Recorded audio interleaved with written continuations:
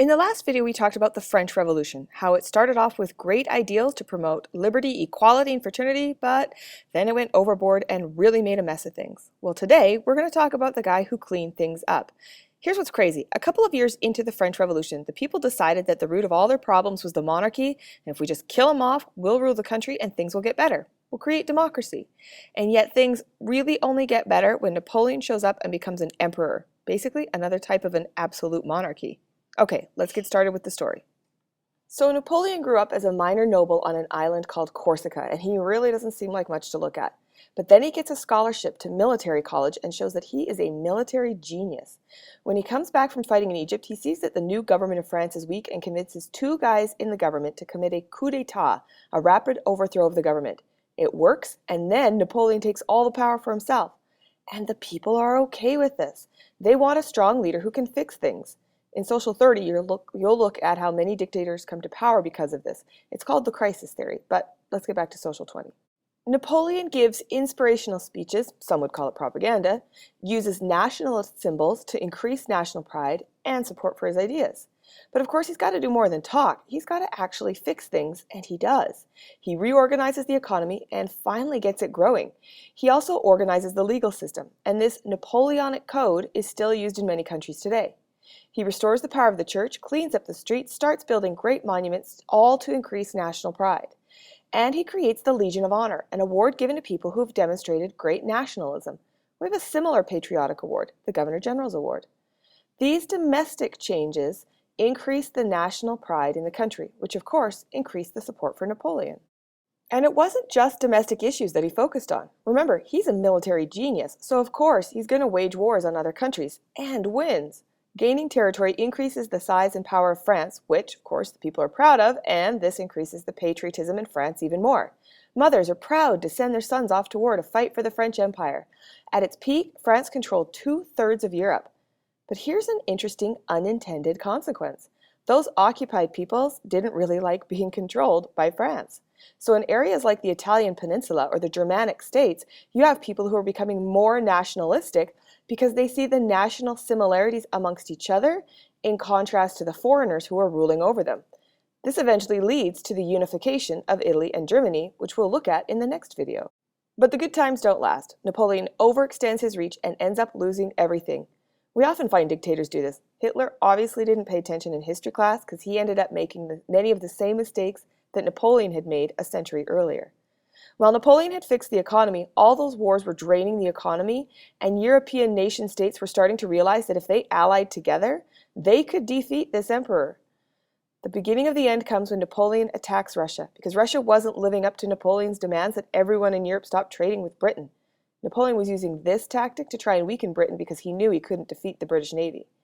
And the Russians know they can't beat the French army, so their retreat included scorched earth tactics. Destroy everything as you retreat so your enemy can't have any food or shelter as they're chasing you. The French army can't survive the winter, and Napoleon returns back to France defeated with less than 10% of his army.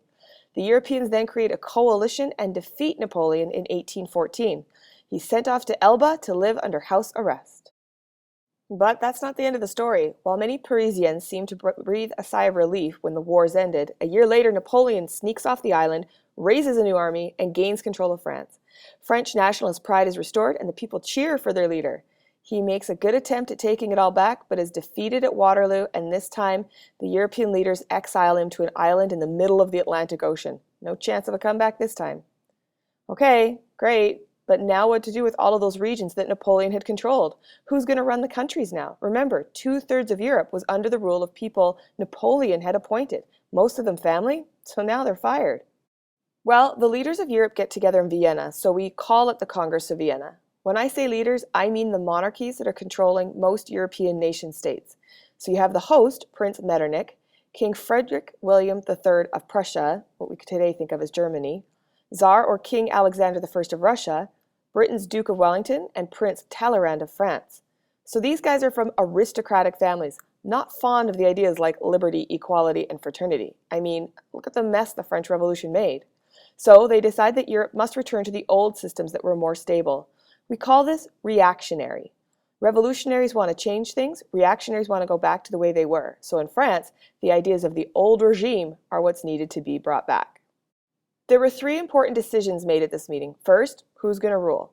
The principle of legitimacy stated that the rightful rulers were the monarchs that had been deposed by Napoleon.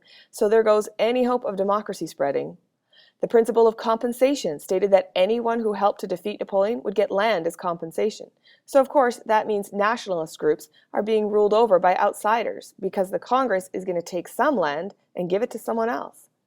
This is important because those new land grabs led to conflicts that became part of the road to World Wars I and II. For example, parts of Poland got divided up between Russia and Prussia, and later that fight over Polish territory is what starts World War II. The third decision made was that the boundaries of Europe needed to be balanced. No one nation state should be as powerful as France had been. It's interesting that Europe had a moment here where they could have joined together and created a superstate. Today, with the stability and wealth of massive countries like Canada and the United States, there's many Europeans who support the idea of turning the European Union into one nation state. But there's a lot more people who would rather have their own nation state. Much the same as the participants in the Congress. They wanted to maintain their own nation state. But two regions that were starting to unify, Italy and Germany, would throw off the balance of power, so the Congress of Vienna determined that they would not be allowed to unify. And, if you consider the role Italy and Germany played in the two world wars, maybe they had a good idea there. We call all of these ideas from the Congress of Vienna the Metternich system, and the participants in the conference then had to agree to support these policies. They created an alliance called the Quadruple Alliance. 4 countries were Austria, Prussia, Russia, and Britain. And their job was to ensure that any attempts to repeat the revolutionary actions in France would be crushed. They will do whatever it takes to repress the Enlightenment ideals of the previous century and promote the Metternich system. But of course, the people have already had a taste of those Enlightenment ideals that were spread by the French Revolution and Napoleon's conquests. So they fight back. Even before the Congress begins, there's revolutions going on in Latin America. In the 1820s, Spain, Italians, Greeks, they all have rebellions. And in the 30s, France, Belgium, Italy, and the Poles rebel. And in 1848, France, Austria, Italians, German peoples all rebel against the Metternich system in their governments. Most of these rebellions are crushed, but eventually Britain begins to oppose the Metternich system and the alliance breaks down. Suppressed nationalist groups wanted more freedom. They wanted national sovereignty. So again, why are we studying stuff that's so old? Because they're the evolution of our modern nationalist ideas. It took centuries for these ideas to develop. The Enlightenment brought up the ideas. The French Revolution put those ideas into action, made a wee bit of a mess of things. So Napoleon showed up and fixed a bunch of it, but then he made a bigger mess, and the Congress of Vienna said, we'll have to rewind, but it was too late. The door had been opened, and nationalist groups wanted to rule themselves in order to create a better society for the people within their nation.